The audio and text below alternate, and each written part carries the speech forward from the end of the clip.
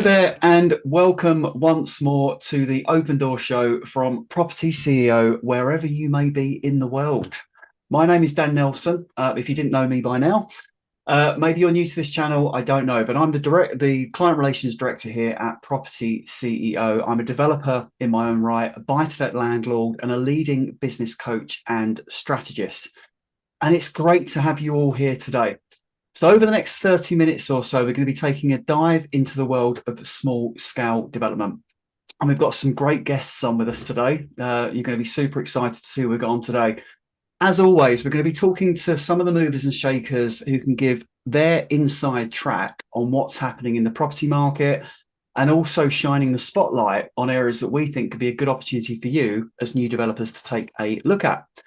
So what have we got coming up on today's show, folks? Well, we're going to be taking a dive into overseas, people that are based overseas that want to develop in the UK. So we're going to be talking about how you can develop in the UK if you are based overseas.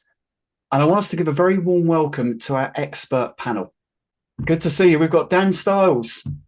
Hi, Dan. We've got Dan Stiles, a leading project manager and quantity surveyor. We've got the one and only Colin Smith joining us as well, one of England's top planning consultants. We're privileged to have Mike Sandhu here, who's renowned for his creative architecture. He's a leading architect. And also, last but not least, Mr. Derek Mason. He's an award-winning chartered structural engineer. We're privileged to have everyone with us today. So I'm just going to go around the room and let everyone introduce themselves. We'll start with Dan. Do you want to introduce yourself? Hi, I'm Dan Stiles. I've worked in construction in the UK and internationally for around 30 years. I've experienced in most sectors and built many interesting projects across the world. And it's a great privilege to be here today and to work with the Property CEO panel. And I'll give you my wisdom of what it's like to be a project manager in QS in the construction industry. Brilliant, Dan. Thank you very much indeed. Colin, over to you, sir. Hi, everybody. I'm Colin Smith. I'm a planning consultant, and I work very closely with Property CEO. My main role is more of a strategist. Property CEO always go for the low-hanging fruit. We're trying to make things easy, and everything starts with the land. Everything starts with planning permission. And what we advocate is that we use permitted development mostly. That's what we like to do. And my job with CEO basically is to form the strategies to make sure that you get the best out of your developments. And you've probably seen a few of the open doors and so on, so you know what I'm about. But yeah, I'm really pleased to be here today. Thank you very much for inviting me, Dan, and looking forward to it. Great to have you, Colin. Good to see you again. And Mike, do you want to introduce yourself? Yep. So Mike Sandhu, part of SC Architecture, architectural practice, covering all aspects of architecture. And we literally work alongside the rest of the panel to put your dreams onto paper. We will try and sweat the asset as best as possible for you. Brilliant. So yeah, really creative on your architecture there. And also Derek as well. Good to see you, sir. Do you want to introduce yourself? Hi, everyone. I'm Derek Mason. I'm the founder and owner of a multi-award-winning structural engineering consultancy called Superstructure Associates. And I've got nearly 40 years experience in structural engineering, both internationally and in the UK as well. And what we do is we help our clients produce their projects economically from a structural perspective, because at the end of the day, it needs to stand up. But we've got very clever ways, good software, very experienced engineers. We use the best systems and solutions for your projects to make sure that they are economical and that you can actually get your returns on your investments. Brilliant, Derek. Wow. So what a panel we have here for you today, folks. And I just want to set the scene here, because this discussion today, we have a lot of students that are based overseas. Okay, and they're developing successfully in the UK. All right. We also have a lot of inquiries from folks that are based overseas that are very interested in developing in the UK. But of course, there are some potential misconceptions. All right, that they cannot develop in the UK because they are based overseas. And this episode really is for those that are keen to understand how they can do this.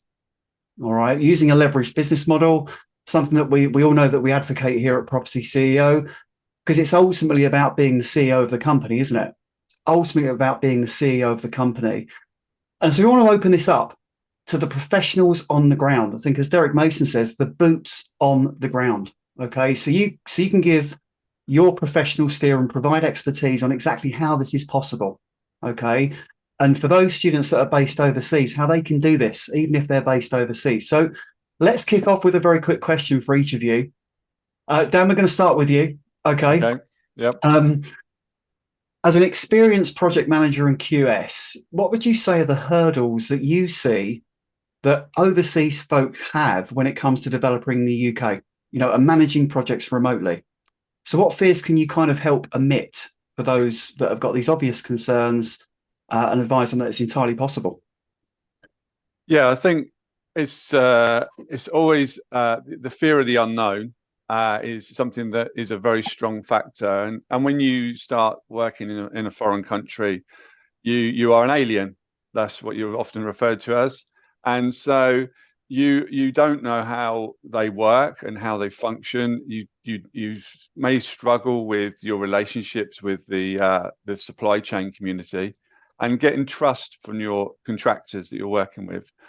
And it's all something that is really just a barrier just to come over. It's not a wall as such, and it's just having your confidence to do that. So in what we do as project managers, and obviously a project manager is a key person, and they can be male or female and all walks of life, but they have the skills to hold your hand and walk you through that process. They will have that contact base. It's a very important thing. So in having that engagement with your project manager at an early stage will enable you to look how you can do that. And what you need to be clear on is what you want. What are you trying to do? Have your objectives set out from day one. And if you do that and you're going to be looking for certain products and you want it to a certain level, then you can relay that to your project manager. And the fact is you are looking to invest in the UK, so therefore you've already spent that time looking at that marketplace and doing your own background.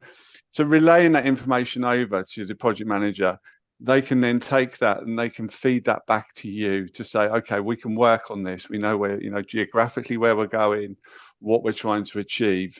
And where you're unsure, it's giving that experience. As you've seen already, there's a lot of time invested from us as professionals in the business, and that can only bode well for you. So it's breaking down those hurdles, breaking down into small parts, but ultimately it's having confidence. What you want to do and what you want to achieve and how you want to go about it. Be clear in your approach, and that will only bode well for what you're doing. And then it's finding those right individuals. If you're unclear, then you can be misguided. But so it's just really be strong what you're doing. Yeah, I like it. That's really powerful, Dan. Thanks. Well, how to open up the discussion here? That's brilliant. And Colin, what would you say? I mean, if you were based overseas, and you wanted to develop in the UK, what would you do? How would you go about it? Well, first of all, you need to have boots on the ground. You need to have your team in place. Remember, the whole philosophy is that you are a CEO. Okay, you don't need to be an expert at everything. You just need to have an overview of what's going on, and that applies to everything, whether it's the architecture, whether it's the project management, structural engineering, or even the planning. But I would say is that, and I would say this, wouldn't I? But basically, we are going for permitted development. Now, here in England, we have two basic methods of getting permission to build. One is for full planning permission, right? And there's variants of that. But there's also this other thing called permitted development, whereby the government gives you permission straight away, subject to you meeting certain conditions. All right. Now, what we do is that we take that and we exploit that to the best ability that we can and get the most out of our projects. So we will show you, in actual fact, it's not that difficult. All right. You've got some basic rules that you need to apply. All right. There's a few little tricks and hacks along the way, But we will show you how to do that. So it sounds like it's really daunting, but with the right education and the right mentoring, you can actually do it correctly and very efficiently as well. So yeah, it's going to seem a little bit, bit tricky to start off with, but to believe you me, when you got the right team behind you, all right, that's all you need. Remember, you are the CEO. You don't need to be experts. You just need to have an overview and and the confidence, exactly as Dan said, need the confidence. Mm-hmm. Yeah, thanks, Colin. That's really, really important. And Mike, what would you add to that from an architectural perspective? Yeah, pretty much echoing what Colin and Dan have already said. It is key that you've got the right team in place to fulfill your objectives. So you literally being the CEO, you want to leverage our contact basis in order to meet your goal. You know, you by employing the right people, you will go far in this industry. And it's one of those that we've spent years building up our contact bases. You being the CEO, you want to leverage them, really. Mm-hmm. Yeah, it's very, very interesting. And Derek, what would you add? Obviously, a lot of what the other experts have said, I would say as well. But in simple terms, you need people in the UK that know how construction is done in the UK, both from a materials point of view, planning, costs, etc., and structural engineering as well. Buildings are built differently to elsewhere in the world. Every country is different. But as a structural engineer has been here for a very long time, we've dealt with almost every conceivable type of building that there is. Some of them fall into various categories and things, but we know what they are. And we'll always try and reuse as much of the existing building as possible, because as soon as you change something, it's going to cost you. So we'll try and limit the amount of changes you have to do. Obviously, at the end of the day, the structure's still got to stand up. And we've got a very simple rule. The only silly question is one you don't ask. So don't be shy to ask questions of me as a structural engineer or as a planning consultant. We are here to help you. We've got a wealth of knowledge built up over decades and decades in the industry. So take advantage of that. As a CEO, you must have an overview of the process. You don't have to know the nitty-gritty. You don't have to know how to design a beam or a foundation. That's our problem. We do that. We know how to do that. So, as my father used to say, why have a dog and bark yourself? Use your experts. They are there to help you, guide you, and that is what we're here for. I love that. And I think one thing that keeps, coming through here is that it's about building relationships, with your team and start that quite early on. Because as we advocate at Property CEO, you and everyone has shared this on in the discussion so far, you are the CEO. So use the relevant experts to guide you on what is required. Okay. And I think that's even more important for foreign students, right? As we keep referring to the boots on the ground in the UK. You've got to know how things are kind of done and when they're required, which is ultimately going to help you be successful in your projects. But it's bringing in the relevant experts to help you, for in each kind of capacity. Okay. So if you've got the team around you, you don't need to be an expert in everything yourself. You've got your team around you to lean on, to get that area of expertise. I think which brings us quite nicely onto the next point here, which is, Dan, just coming back to you again here. Let's just say, a student overseas is looking to engage the services of a project manager and a QS. Okay. What would you say are some of the key duties that the PM undertakes on a construction project? Let's say if the focus here is on permitted development rights specifically, what are some of those key duties that you would carry out for that student? So the main purpose of your project manager is to facilitate the project. They're there to be the hub. They are the conduit between you and your technical team and you and your contracting field.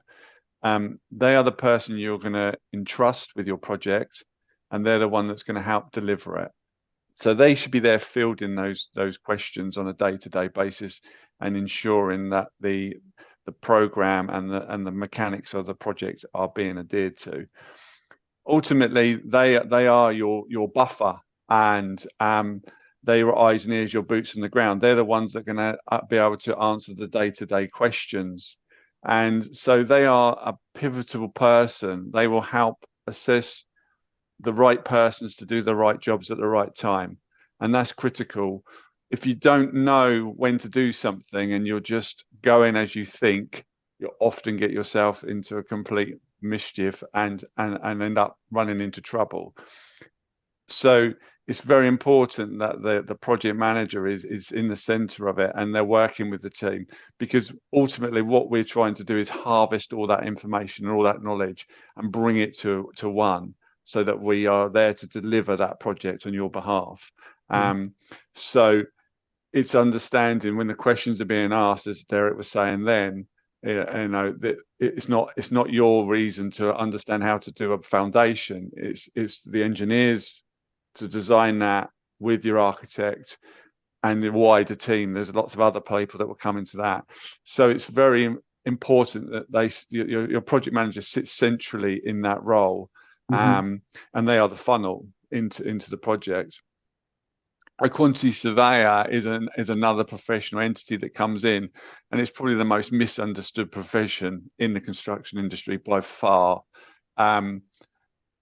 They will, over the overall part of it, they're looking after the commercial and the legal aspects of delivering the project, so they can be working there to help put you together your early stages of cost analysis through your tendering, and then working with your funders to make sure you're putting everything together commercially, and also appointing your contracting team, making sure you're under the right form of contract and everything's been put together in the complete form. And then they can work with the team. They sort of sit more in the background on a lot of things. I call them the heartbeat. And what I mean by that is that each month on a project, there's a pulse. And that's when the QS really does their work. They'll do the engagement with the contractor, valuing the work, and then they'll put together the information, and then they sort of monitor it again, and then they go again. So it's kind of like the heart rate. So they're very important people within the business, but similarly, they feed in to the project manager. They'll work very closely to that. They'll work very closely with the engineer and the architect to make sure everything is being delivered in the right way. And then they will see the project through. And at the end of it, they're there to sort of wrap it all up and close out the job commercially. Importantly, they're there to help administer the contract with the contract administrator, the project manager, and that gives the client, the CEO of the business, the confidence that this is all being dealt with in a professional manner. So they're just one of the entities in there, and there's a lot of what a quantity surveyor does. It's not, you know, to use an old adage, bean counters. Those days are sort of probably far behind us. There's such more technical elements that we get involved with these days, but you know, it's just another facet to the complete machine. So that, you know, there are important aspects, and I think often they're overlooked because they're not understood what their roles are.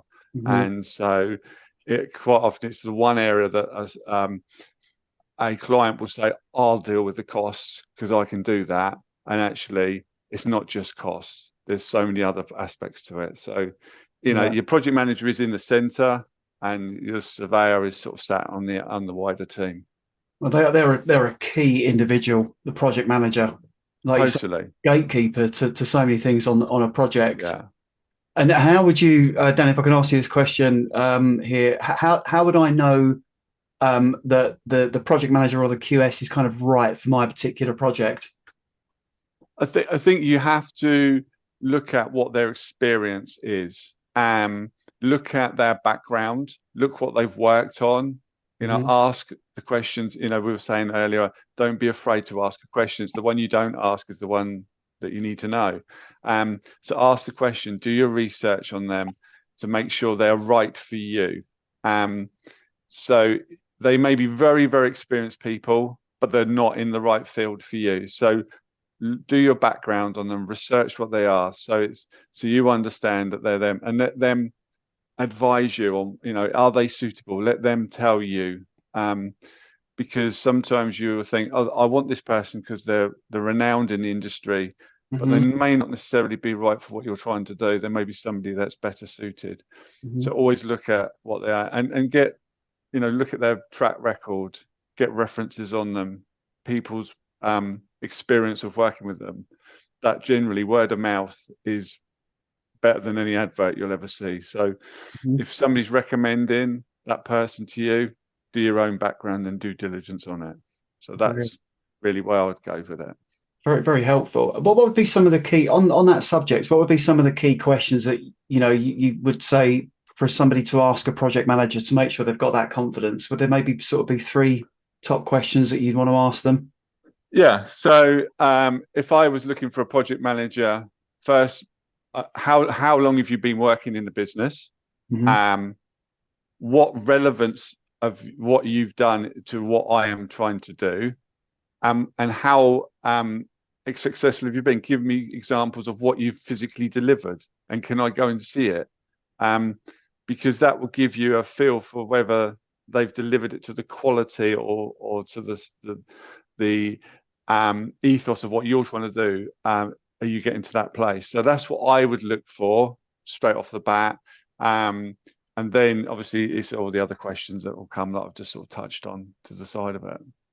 That is really helpful. And obviously, folks, we're limited for time on the open door, so there's only so much detail we can get into. But you can just see, just kicking things off, there's a fountain of knowledge here.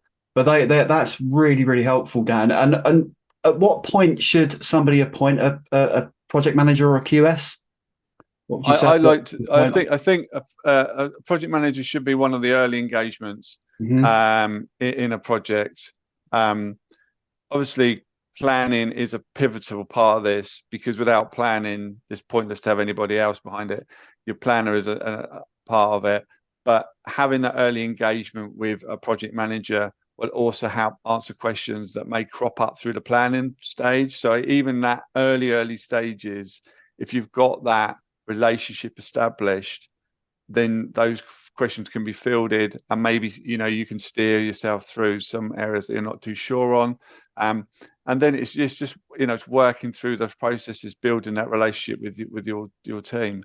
So from my perspective, I'd say the earlier you can have that engagement, the better ultimately your project will turn out to be. Excellent. And just a typical idea of sort of costs. I mean, what would a kind of project manager or QS typically cost? So in the sort of projects we get to see through the propertyCEO, you're not going to be doing several hundred room huge tower blocks. You're going to be starting out on the smaller scale, maybe 8, 10, 12, 14 units could be at the beginning of the journey. And in that sort of area, then you're probably looking at sort of 3.5%, 4% of your construction costs for your project manager. Depends on the complexities of what you're doing, of course. But that will give you a feel for what their services are going to be. Surveyor would be probably at sort of 2.25% to sort of 3% potentially. Again, is done. What I always say to everybody is get a quotation from your professional. So yes, you can use that as a benchmark, but then ask the question, how much is this going to cost me? And then they can advise you on, depending on the stages of architecture, for instance, where this is needed to go. Very, very, very interesting. And yeah, thanks, Dan, for that. And one thing we always say as well is that the costs are very important, of course. You've got to go out there and test the market and speak to a number of different consultants to get build that relationship with the consultant you ultimately want to work with, and ultimately wants to work with you. When you get commercial funding, a lot of these costs are actually built into your commercial lending. So the banks that are lending you the acquisition, the percentage to actually purchase the building or the land, will also be the same bank lending you 100% of the development costs. And the great thing with this is that all of the costs for the professionals, your QS, your project manager, planning consultant, structural engineer, architect, first phase, second phase, can be built into the commercial lending. So it's not an out-of-pocket expense, straight off the cuff. So in more cases than not, the fees that you would pay your professional team are covered by the commercial lender. So you'll always have a budget in your development appraisal to be able to cover these costs. Okay, just wanted to make that point, Dan, because you make some really interesting points there. So thank you very much. And Colin, just coming over to you, sir.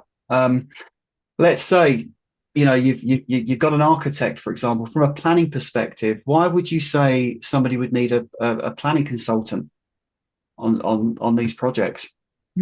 That's a good question. I'm asked this one quite a lot, to tell you the truth. If I've got an architect, then why do I need a planning consultant? Well, it's horses for courses. Yeah. Not all architects are actually architects. You call them an architect, and they could be simply who's maybe a technologist, somebody who does drawings and surveys and so on like that. And then you go to the other end of the scale, and you've got somebody like Mike, who is a very experienced, fully qualified architect with an architectural practice and everything that goes with that.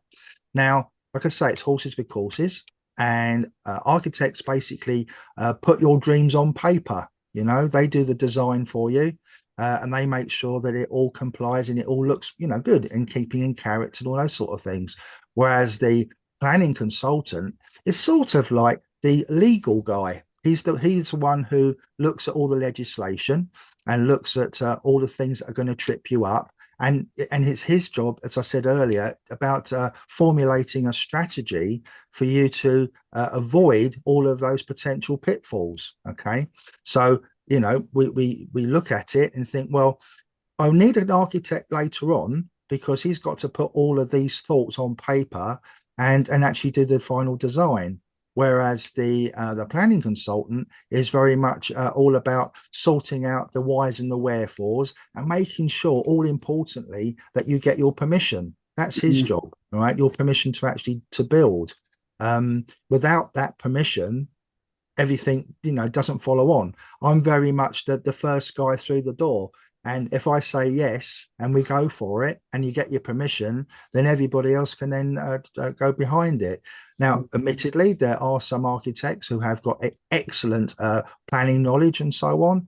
But really, I would say it's horses for courses, and it's best to keep them separate, especially when you're taking the role of CEO.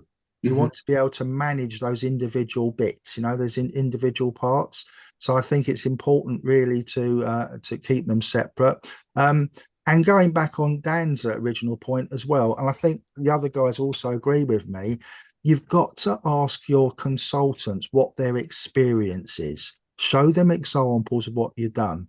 Now, it might find it a bit daunting. How am I going to get my team together? I don't know anybody in the UK. How am I going to do that? Well, the very first step is you're going to join up with us at Property CEO. You're looking at 5 professionals right now who are always well connected. We know other people, you know, we know other people in the location that you may be looking at, you know. So already you've got a head start there. You're not starting off with a blank sheet of paper thinking, I don't know how to do this. You know, you'll be shown how to do this. So you have your architect, right? And he has his own particular roles and can be very involved. An architect is involved in with the project far longer than I am. It's very important. And then you've got people like Dan Stiles there, our project manager, and he's from there from, you know, the beginning to the end. And we all have our very important roles. So, you know, if you've got an architect, why do you need a planning consultant? Well, effectively, you need to keep the guys separate, and it gives the CEO more control as well. So, yeah. Brilliant, Colin. Thank you so much. And Mike, what would you sort of add to that? Yeah, I agree with Colin. There's some architects that will not get involved in planning at all. They're quite happy just to produce the drawings. Some really simple stuff they may want to take on board. But again, it depends on who your professional is and what level they want to work at. Another key thing that Dan said is like asking the questions, have you got the right person? Exactly the same with architects.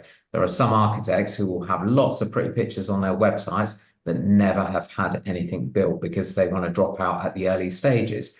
And then you have other practices that will take projects all the way through, produce the planning drawings and working drawings and run stuff on site with the PM. So it makes a massive difference, 100%. But do you work with the planning consultants, Mike, as well, quite closely? We do. We work with a number of planning consultants. Obviously, Colin's our #1 planning consultant. But yeah, it all depends on the complexity of the project. 100% makes such a difference. And with CEO, I think it's really key to have the planning consultant almost vet your project for you straight away, because Colin's like phenomenal at finding loopholes and seeing if stuff will get through PD. Ultimately, as a client, your prerogative, if you don't want to do PD, you know, Colin will be able to assist you and tell you what you need for planning before we're engaged. Very, very, very good. Very good. And actually on that, look at Colin's loving this. Look, he's smiling at a Cheshire cat. I'd just like to add that Mike's my favourite architect. Excellent. I love it. Brilliant. So look, Colin, back over to you then. I mean, and Mike, thanks so much for chipping in there. What we talk about PD. What would you say the main advantages of permitted development? Oh my goodness me, where do I start? Where do you start? There's so many advantages, okay? Providing you do it correctly, right, and that's key, then it's a much faster way to get permission. You're not beholden to all of the subjectiveness of local planning policies. One thing about the UK is that we do have quite strict policies, but they can be very much a matter of opinion. So what we like about permitted development is that as long as you're thorough, okay, and you tick all the right boxes, and there's not many boxes to actually tick, to be honest, then you're pretty much assured to get your permission. The other thing is we haven't talked much about funding. Funders understand permitted development. There's an element of certainty with it, whereas there's not so much with full planning permissions. Okay? So we tend to like permitted development. We favour that much more. And there's one other thing is that the government know that we need to deliver housing, okay, and they've built in all sorts of rules to try and help us deliver that. And one of them is that if you don't actually get a decision by the local authority, the planning authority, the council, within 56 days, then you actually get your permission by default. Now, how powerful is that? Now, I have to say it's getting rarer and rarer for the councils to actually do that. But, you know, that's a very real possibility, okay? The other thing is, remember, I was talking about me being a strategist, there are so many loopholes with permitted development, all right? It's much more a matter of fact, and you have to read what's written and not what you think is written. And it's because it's not written very well, it seems to be there's lots of loopholes. And we also can chain the various permitted development rights together. So we start at point A, we know where we are, but we want to get to point B, which could be way off in the distance, and we're not quite sure how to do it. And to go down a full planning permission route would be quite a pain, to be honest, you know, and quite lengthy. But by actually chaining together the various permitted development rights that are available to you and exploiting the various loopholes there, okay, you can get there much more efficiently, cost effective, and quickly as well. All right. And after all, with PD, there's only 5 main conditions that you need to comply with. Whereas when you look at planning permission, it's all sorts of a minefield, you know, this and that. It gets political. It's not about planning half the time. It's about politics. Whereas with permitted development, you can tell I love it, don't you? But with permitted development, you know, there's really is a fast track way of getting to your permissions, definitely. Another great advantage is that the fees to the council are around about 80% cheaper than a full planning application. Right. Wow. So that's a big advantage. If you're looking at 10, 15 units and you're saving 80% on the cost of the fees to the council, that's quite a big saving. That basically pays my fee, you know. That's huge. There is big advantages to people. And I think so then that's great. So if you're, you know, it's great for us folk that are in the UK and England more specifically, but if you're overseas, would you then say permitted development would be the path of least resistance, you know, if you're overseas? Yeah, absolutely. Same rules apply. And there's some just key things that you need to look for when you're looking for opportunities. And again, we will show you how that's all done. But effectively, we're only looking for particular types of building. All right, we're not clouding the waters in any way and looking for things which aren't suitable. We don't look for buildings and properties that are protected in any way. And there's lots of protection in the UK for properties. So we know how to avoid those. We go for the easy route, the low-hanging fruit. That's basically what we go for. But there's essentially a lot of legislation that the government, our government, has actually put in to make this whole process easier, because they understand that, you know, we need to deliver housing. That's the point. And the planning system can just take too long. There's too much red tape. So therefore, you know, we will show you what to look for, and we show you what the pitfalls are. And again, there's only 5 main conditions that you need to comply with. And it makes things so much easier, more efficient. Yeah. And I guess a lot of people that are watching this are thinking, look, brilliant, Colin, that's great. Mike, thanks. Dan, Derek, fantastic. But what kind of properties should I be looking to convert into residential? What sort of unit should I be looking for? Okay. First off, you don't look for anything that's protected. Now, us English guys, we love our pubs. Okay. But the number one thing that we avoid, especially when you're starting out, is that we don't look to convert pubs into residential. They are protected. All right. So that's number one. Cross that off your list entirely. The next thing that you want to avoid is anything that's protected in any other way. And in the UK, we have a system whereby buildings are actually protected by a grading system, and they are called listed buildings. So we don't have any listed buildings. We don't go for those. They're way too tricky. Okay. Now, luckily for us, the government has recognised that our ways of actually doing shopping and so on and so forth, especially since COVID, has really changed. Most of our stuff is now online. Okay, we don't really go down to our local shopping centres and so on, just quite like how we used to. So the government's recognised that, and they've taken all of the commercial building uses, so shops, offices, even light industrial, things like that, and they've bundled them all together into one type. And that type is called Class E. So effectively, we're looking for buildings and properties that are not protected, definitely not pubs, definitely not listed, that are in a building use class called Class E. And that covers everything from shops to offices, to restaurants, and all sorts of weird ones. So even gyms, for example, gymnasiums are actually covered by this. Now, all of those buildings can be, they have the advantage of being able to use permitted development rights. Okay, so we're looking for those key things. It might be a lot for you to take in right now, but believe you me, once you get your head around it after about 15 minutes, it's actually quite easy. Yeah, and that's really what we're looking for. Avoid anything that's protected. All right, go for the low-hanging fruit, and we're looking for building use class E so that we can implement our permitted development rights. It really is as easy as that. Gotcha. Brilliant. Excellent. That's excellent. And Colin, where could folks that are watching this find out further information around these different use classes? Is there like a website you can point them to? Now, this is the interesting thing. There are various websites out there, which I don't think I should really point to at this point, but there are some government websites that actually do that. You know, we can use our old friend Google, and you can actually find a few on there. All right. And there's some of the larger property consultants like Allsops and so on, who actually provide these guides. They're PDF file downloads that you can have, and that will find all sorts of things about the sort of things you can do. And of course, if you're in doubt, you can always contact us at propertyCEO as well. We're always there to help. Brilliant. That's excellent, Colin. Thank you so much. And what we'll do, folks, is we will put a link in the show notes, in the podcast notes, so you can actually download that information. So we'll make sure that we do that. Colin, question here, because permitted development sounds great, right? It sounds easy, you know, it sounds relatively straightforward, but is it as really easy as you say it is? Right. Okay. When it first kicked off, okay, more modern form. It's about 10 years old now, 2015.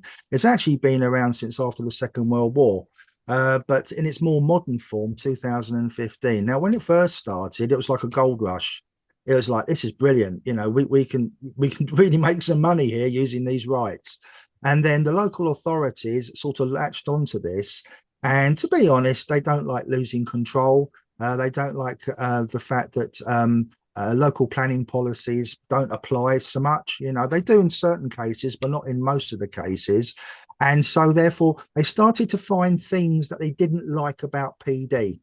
And effectively what that comes down to is that the local authorities have found ways to actually try and hinder us in getting our permissions, right? And so what I always say now, although there's only 5 things that we need to consider, well, there's actually a few more than 5, but 5 main things that we need to consider, just make sure that we answer those conditions very, very thoroughly. Okay. Now, one of the main ones that we have to think about is natural light. We need to be able to get natural light and sunlight into our buildings. And quite often, commercial buildings weren't designed in the first place to be converted into residential. So therefore your windows and so on aren't necessarily in the right places for you to take advantage of it. But we do have other consultants. We have natural light consultants and so on. Now, if you're aware of this, then all you have to do is to make those very detailed assessments, and you put them into the application that you make for your permitted development approval. Okay. So like I say, even though there's only 5 conditions to actually comply with, as long as the wording that I use is very robust about how you tackle those particular conditions, there's very, very little for the local authorities to actually refuse. Yeah. So natural light is the big one. You might have things like flooding risk. You can get a flooding assessment. There might be an issue with local noise impacts. Okay, get a noise assessment consultant to take that on. You know, there's always ways around it. And you might be thinking to yourself, well, this is just adding more and more to the fees. But when you actually add all the fees together, and don't forget, like Dan says, it's actually included in all of the finances and so on. It's all part of the development costs. It's not coming out of your pocket as such. Okay. Then you take that into account, and then you actually compare that to the profits that you will make eventually out of the whole project. You know, it's a really small percentage of what it's going to cost you, and to do it correctly and thoroughly. And, you know, you're going to be done a lot more efficiently as well. So just take that on board. But again, your planning consultant will tell you exactly what you need and what you don't need. Okay, you take their advice. Hopefully that answers the question. Yeah, brilliant. Thank you so much. So really your thoughts on, you know, if someone's based overseas, they're looking to develop in the UK, you know, what would your sort of final thoughts be on that? Would you be thinking, look, it's doable, bring the team, pull the team together, reach out to a planning consultant, you know, you can do it. Yeah, absolutely. It's entirely doable. And the reason that it's doable is that in effect, you're not doing it. You are the CEO.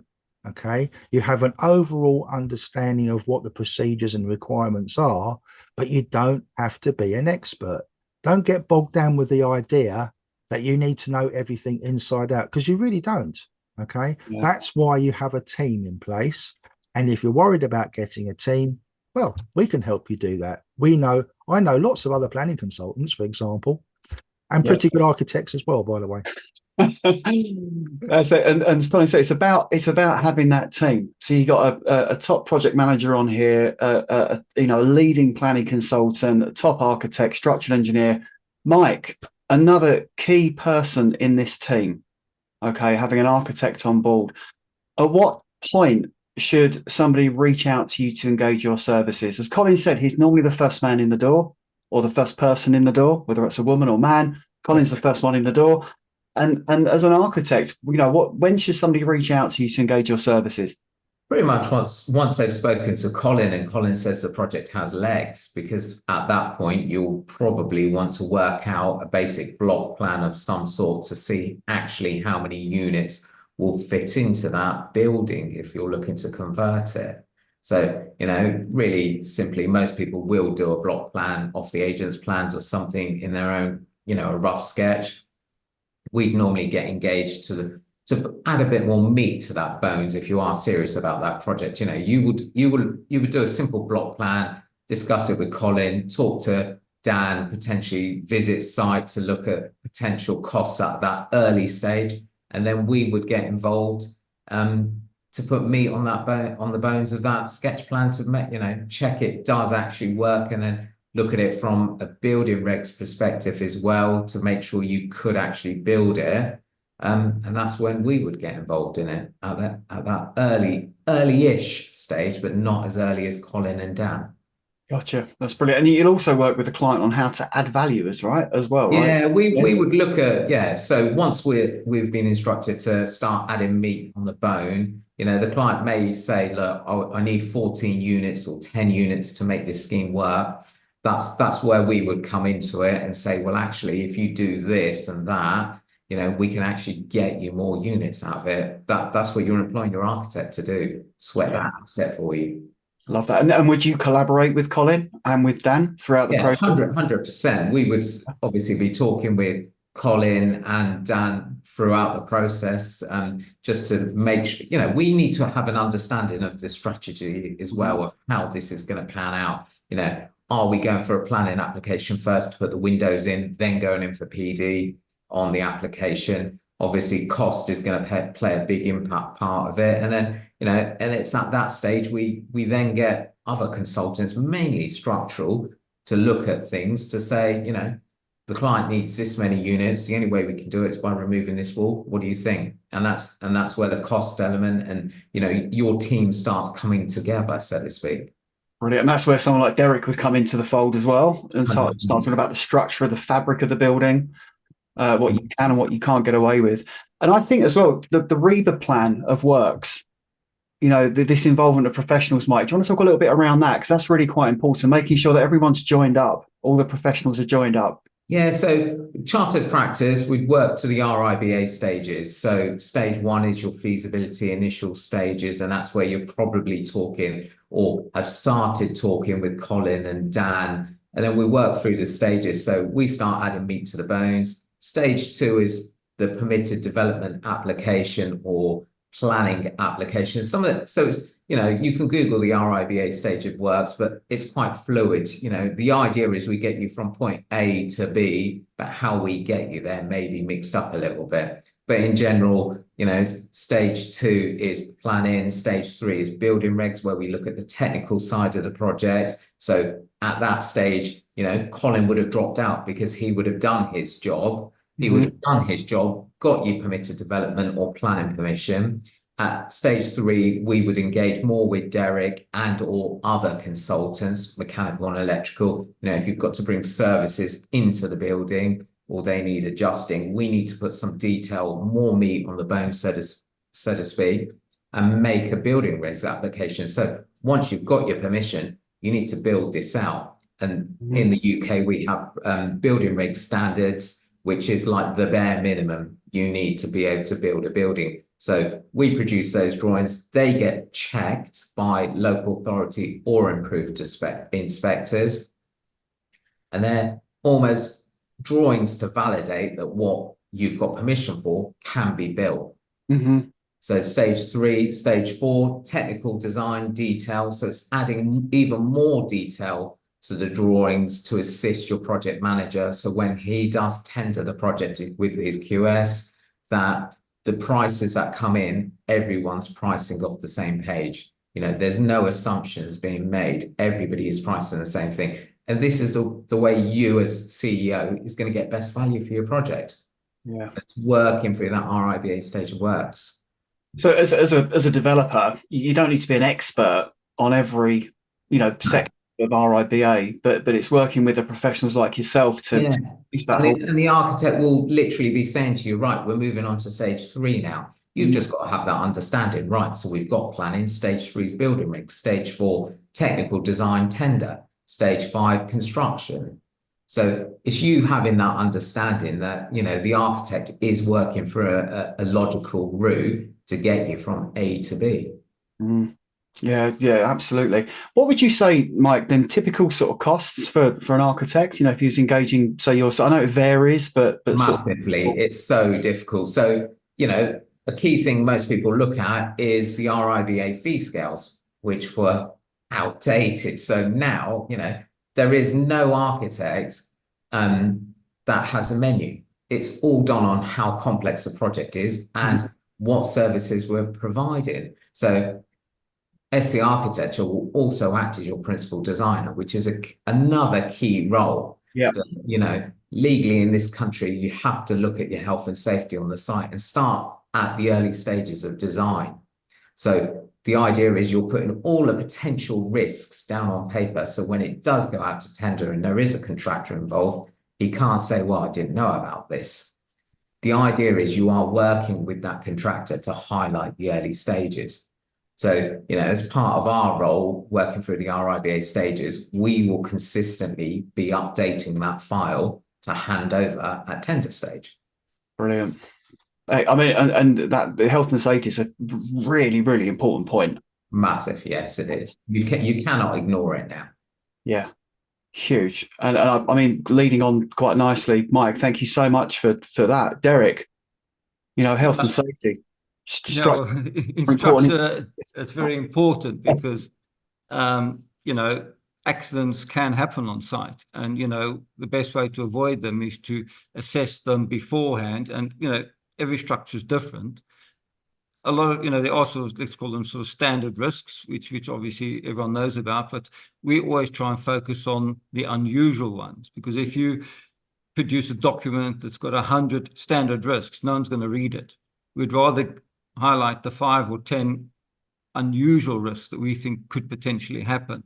So that focuses everyone's mind, and that way they got them front of mind and prevent them from happening. Because at the end of the day, we want the project to run smoothly, no accidents, because if you have a bad accident on site, you can close your site down, which is not going to help your project, continue.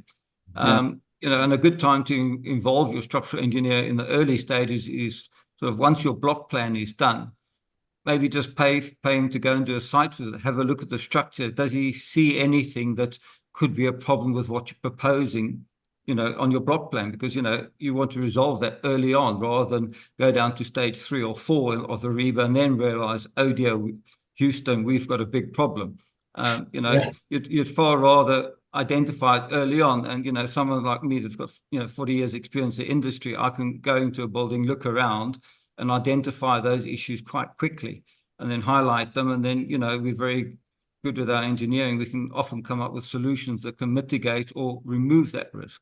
But it's about having the right people in at the right time, because you don't want to have to undo a lot of design work that's been done, because that will increase your costs. Yeah. So I'd say, Derek, thank you for that. So Mike, Derek, you would join forces, you would kind of communicating at those early stages. Yeah. And then on a site visit, you would go together, right? You would Sometimes we go together. Sometimes it just doesn't allow us to go together. But as long as we've got a block plan, everybody knows what they're working off and what they're trying to achieve. Yeah. So Derek, in that whole process, then when would a student sort of want to or need to reach out to you then? Same time, or straight after? As I say, maybe same time. Once if a student does his own block plan, well, once he's done his block plan, he could reach out to us. Or if he does it with Mike, then Mike, once he's done the block plan, he could issue it to us, and then the client could engage us to just go and do the site visit. We won't be doing any design work at that point, because there's no point in him spending money then. We just to be a site visit fee with a report saying, yes, everything's fine, or hang on, we think this area or that area might be an issue, but we think the solution would be this. And then we'd go and discuss that solution with Mike to see, does it fit in with what he's trying to achieve with the layouts and the structure. He may need to tweak it slightly, but, we're both very experienced, so we're used to tweaking things and changing things. Because at the end of the day, you want a project that's profitable, viable, and obviously safe at the end of the day. Absolutely. Yeah, absolutely. And I think on your experience, Derek, vast amount of experience. Commercial buildings, what would you say are some of the common structural issues that we see with some of these conversions? One of the most common ones is a commercial building that normally consists of columns and then some structure supporting the roof.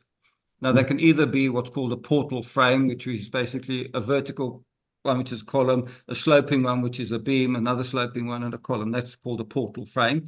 That's the best ones because that gives you more space to work with. Whereas if instead of the top beams, you've got a truss, which is basically, if you think of a roof truss, these are made of steel, but it's got lots of members in between, that can hinder you in your planning, particularly if you're trying to put another level on top, not on top, but within that roof structure.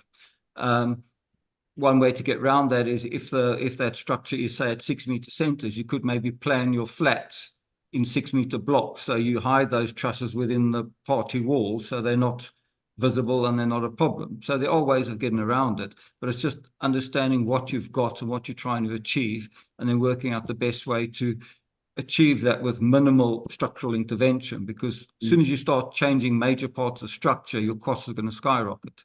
And that's obviously what you want to try and avoid. And that's why employing someone with lots of experience that's been there, done that, and got all the T-shirts, he or she will know what to do and what you can't do.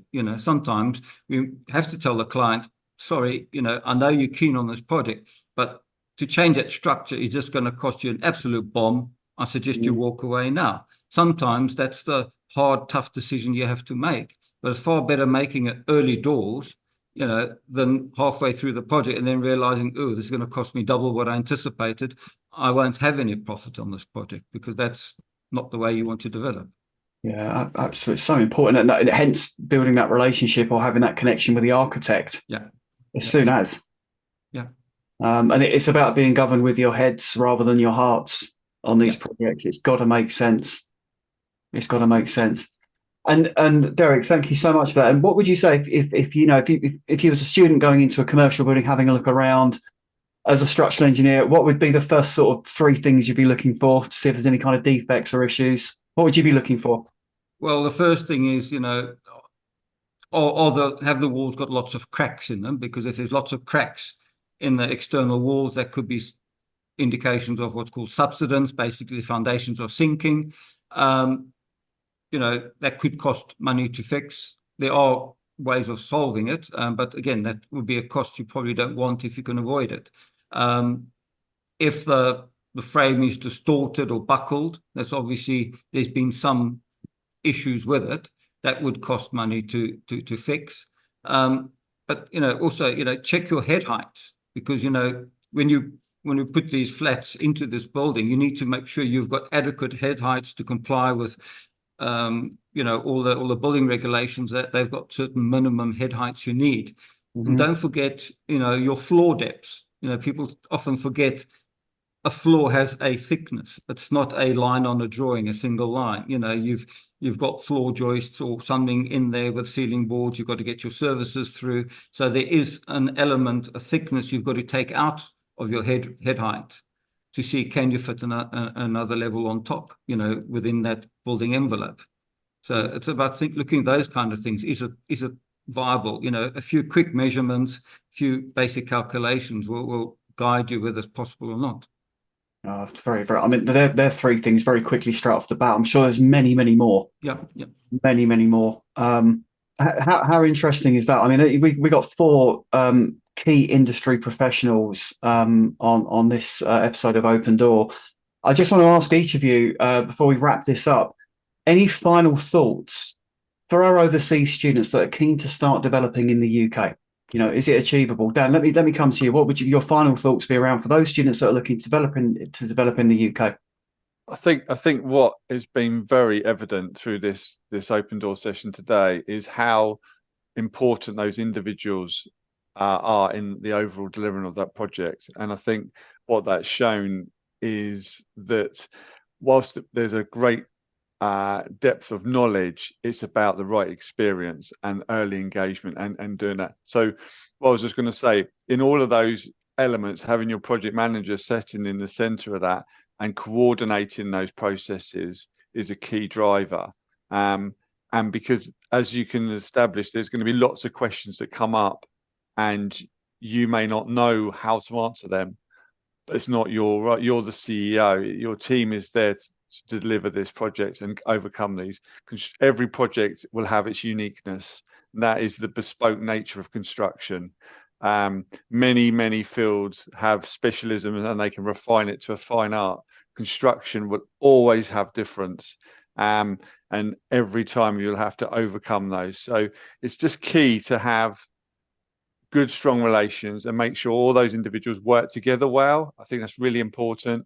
And they understand what we're trying to do, and having a clear brief, a clear agenda from the outset they will help those individuals deliver that for them. And that's really the backbone of it is clarity. Mm-hmm. Dan, thanks so much. And Colin, over to you. I think the main thing here is that for those guys that are thinking of investing in England, particularly, is you've got to bear in mind that you join up with CEO, you're not alone. We are there to make sure that you do it correctly. And that's what it comes down to. Initially, you're going to find it very daunting. How on earth do I do this? You're going to think. But in actual fact, you're halfway there just by connecting with us. It doesn't have to be with us as individuals, but we will give you a very, very good head start and guide you, in the best way possible. So that's what I would say, really. Knowledge is everything. You don't need to be an expert. You just need to have a bit of an overview. And that, as we've been saying for most of this session, is that this is what it's all about. You are a CEO. You don't need to be an expert with everything. You're basically the commander of the army, aren't you? That's what it comes down to. Absolutely. And Mike? Yeah, without repeating what the guys have already said, ultimately, this is a business. So when the architect gets involved, most people get really personal. You want to listen and take advice from the architect because, I'd love to go crazy. We do go crazy on some projects, but ultimately what you're trying to develop is for sale. It's not your personal home. Yeah. So that's quite key because a lot of developers fall into that trap of trying to make things really, really pretty. And then we literally have to say, is this for business or is this your personal home? So it's quite a key thing that you don't want to get personal and always take a step back and remember, I'm doing this for profit. Yeah. Yeah. Very, very important point. Yeah. Thanks, Mike. And Derek? It's been said before many times, obviously choose your team correctly and wisely. But the big thing is it's all about essentially good communication. People need to communicate with each other all through the thing, all the teams, right the way up and down all the time. If your communication is bad, you'll end up with a bad project. So, make sure that communication is there. And that's why we've got that rule. The only silly question is one you don't ask. Because if you think someone's going to think you're silly because you're asking a question, forget about it. Don't worry about it. We are the experts. We will have the answers. And that way we will help you get back on track much quicker than if you try to solve it yourself. Excellent. That's absolutely brilliant. Thank you so much. I know we've got students that are based overseas that are developing in the UK successfully because they simply follow a process and a system that we teach here at Property CEO. I want to say a big thank you to all of you for coming on today, sharing your insight and your expertise. Dan, if anyone wants to reach out to you, how can they do that? You can go on our website. It's www.syndicatepropertydevelopment.co.uk. Best thing to do that. And then all our contact information, our portfolio projects, etc., is all on there. So yeah, drop us a line through that. Excellent. And Colin? Well, you can contact me directly via Property CEO. Yeah, support at Property CEO. And failing that, my very complicated contact details will be in the description below. Excellent. Good stuff. And Mike? Like Dan, probably the website www.sc-architecture.co.uk or Mike Sandhu on LinkedIn. Good stuff. Nice and straightforward. Derek, how can our lovely audience reach out to you if they want to have a chat? Probably the easiest is Google the company name. It's written on the top, the Superstructures Associates, or alternatively, look me up on LinkedIn as Derek Allen Mason. That way I'll stand out and you'll find me there and we can start communicating from there. Excellent. Now, what I'm going to do is I'm going to include everyone's contact details in the notes section of the podcast. So if you haven't had a chance to make a note of all of those details, there's quite a lot that was shared there. I will put them in the notes section of the podcast. I think you'll all agree they're a pretty approachable bunch, aren't they? So I'm sure they'll be more than happy to have a chat with you if you want to reach out to them directly. Dan, Colin, Mike, Derek, thank you so much for coming on today's episode. It's always a pleasure. I'm looking forward to seeing you all at the next Developers Club in Birmingham. We have a Developers Club, folks, once a month. We all meet in Birmingham. Colin, Derek, Mike, Dan, our other team of professionals all come and join us once a month in Birmingham. Guys, thank you so much for coming on again. I'll see you all again very, very soon. Thank you. Thanks very much. Yes. Thanks a lot. Brilliant. Thanks. Take care. Incredible was that. So a deeper dive how you can develop here in the UK, even if you're based overseas. So it's the art of what's possible. Okay, very, very interesting indeed. That could be you if you're considering coming over to the UK and developing. You can see how you can build a team remotely and act as the CEO and do this. So with all of these things that's happening in property at the moment, the government's drive on housing, there's never been a bigger need for this. Okay, if you would like some help, okay, if you would like some further support before you take the plunge into small scale property development, and you want to understand a little bit more about how this works, maybe dip your toe in the water, grab a pen and a piece of paper and write this down. Okay, we're going to give you something that's going to really, really help. And so if this is new for you, just come and dip your toe in the water. It's a little bit of free training. So just write this down. Property CEO. So propertyceo.co.uk/SFR. That stands for 6-figure roadmap, 6 figures in terms of the profits that you can earn. Okay. So that again is propertyceo.co.uk/SFR. It's a little bit of free training for a limited period of time. And it's just going to tell you the basics on how you can start in small scale property development. So hopefully you've enjoyed today's episode, folks. Please like and subscribe if you enjoy these. Thanks again for listening, and we'll see you all again very, very soon. Goodbye for now.